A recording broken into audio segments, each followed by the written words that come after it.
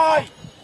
একই সাথে যারা উপদেষ্টা রয়েছেন, আজকে আমরা অনেক উপদেষ্টাদেরকে দেখেছি খুনিদেরকে পুনর্বাসন করার বক্তব্য দিতে।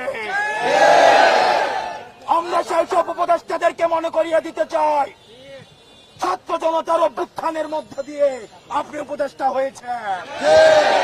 সুতরাং যখন কোন বক্তব্য দিবেন, আপনার সামনে যেন 5ই আগস্টের গণভবনের চিত্রটা মাথায় থাকে, আপনার সামনে যেন 5ই আগস্টের পার্লামেন্টের চিত্রটা মাথায় থাকে।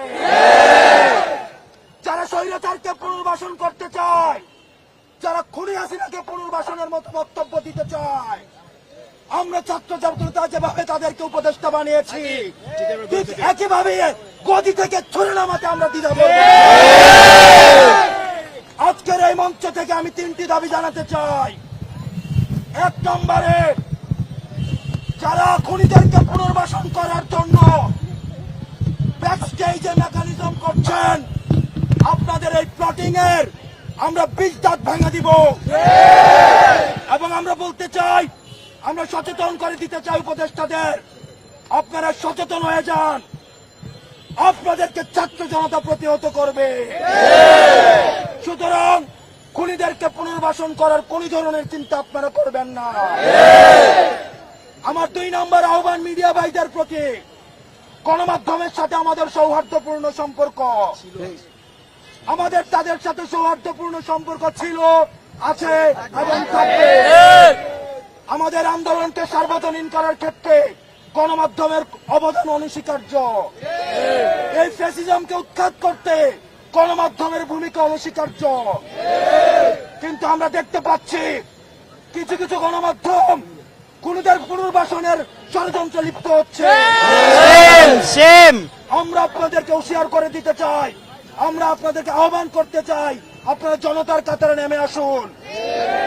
অথবা দেখা যাবে অনেক গণমাধ্যম কর্মীরা শেষ দিকে এসে তাদের বুমের মধ্যে তাদের যে মাইকটি থাকে সেখানে তারা নেমপ্লেটটা লাগিয়ে জনতার কাতারে নেমে আসতে পারেনি। সুতরাং আপনাদের জন্য সেই ভবিষ্যৎ না হয়।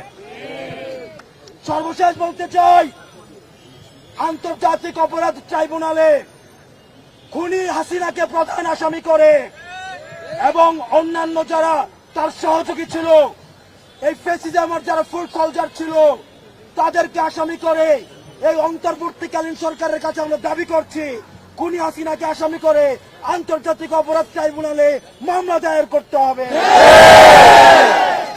রক্তের দাগ এখনো শুকায় না, বাতাসে রক্তের গন্ধ এখনো যায় না, মেডিকেল আহতরা কাতরাচ্ছে।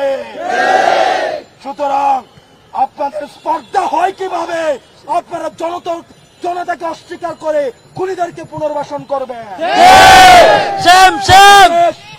যারা শিক্ষার্থী এখানে রয়েছেন, আমরা আপনাদেরকে বলতে চাই, ক্যাম্পাসে ছাত্রলীগের চলে আসা দখলদারিত্বের যে রাজনীতি, হল দখলের রাজনীতি, ক্লাসরুমের যে রাজনীতি, স্বৈরাচারকে ফুট সোলজার হিসাবে পালন করার যে রাজনীতি, এই রাজনীতি ক্যাম্পাসে পুনর্বাসন আর কোনদিন হবে না, কোন দলের মধ্যে দিয়েই হবে না।